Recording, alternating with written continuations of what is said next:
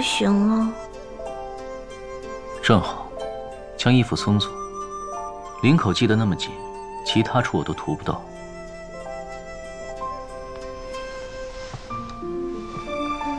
我继续睡了。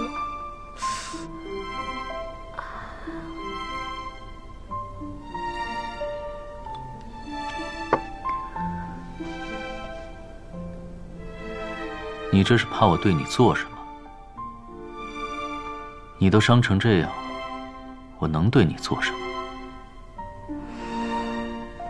你要是真关心我的话，白天为什么不让我偷个懒啊？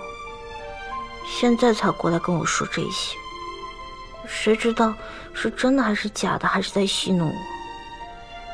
我才不会上当。所谓修行，自然是要你亲自跌倒，再亲自爬起来，才见修行的成效。小白，我总不可能什么时候都在你身边，助你遇难成祥。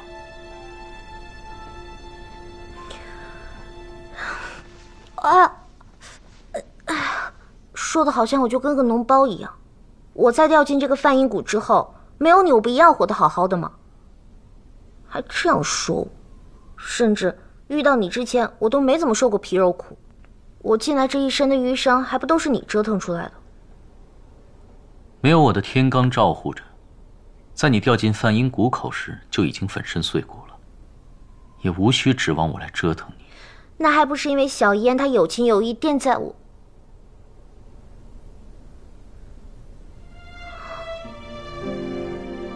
你原来没有不管我。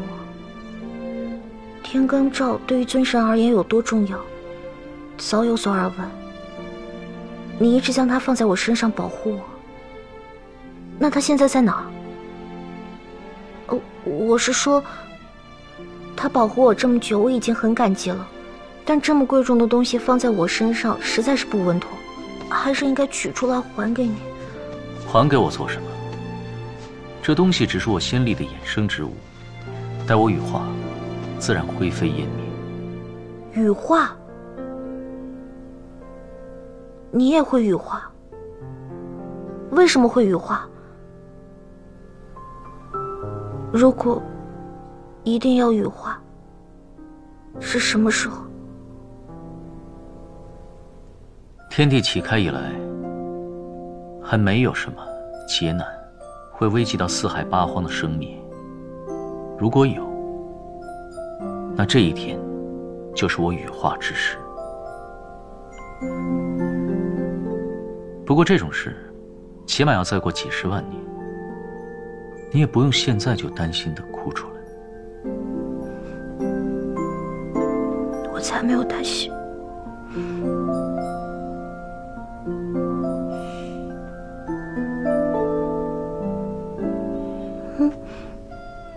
现在你的手背上也不怎么起口子了，为什么还随身带着这个木芙蓉花膏？你怎么知道我手上经常起口子？糟了，帝君不知道我是小狐狸，这件事除了他近旁服侍之人和小狐狸，其他人应该都不知道的。哎，木芙蓉花膏不就是治一些皲裂的吗？你这木芙蓉花膏做的真好，这么均匀啊！我从前养过一只小狐狸，是它做的。哦，这小狐狸爪子可真够巧的。木芙蓉花膏做的好香啊！啊，你干嘛往我脸上抹啊？听说这个东西对驻颜有益，不要浪费。那就有福同享好了。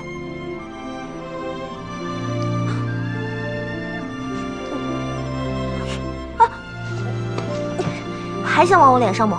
我看我该涂哪？别动！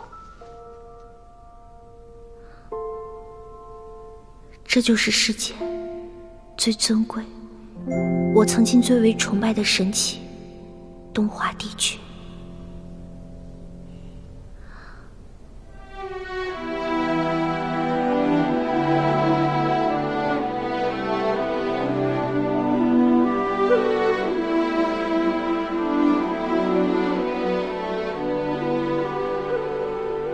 不是说有福同享吗？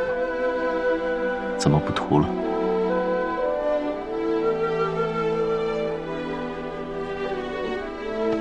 我要睡了。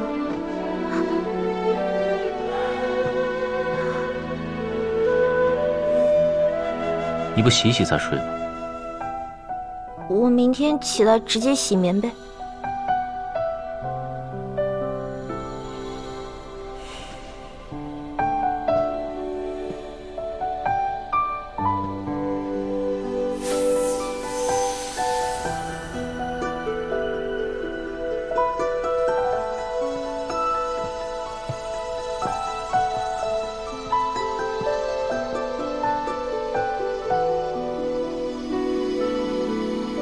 今夜的帝君有些不同。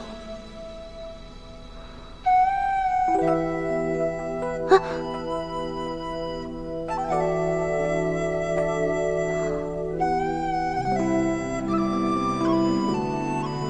帝君走之前都帮我弄干净了。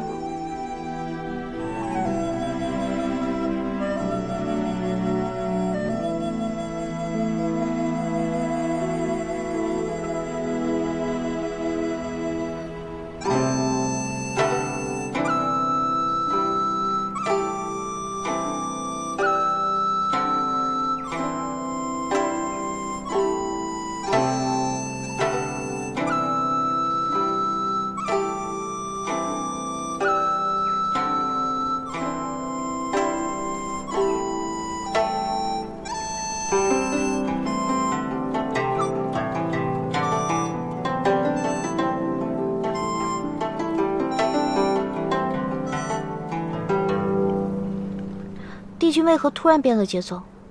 考官抚琴快慢随心，变化多端，考验应试者的应和能力。应试者需对琴声的变化做出预判。那如何做出预判？知晓抚琴之人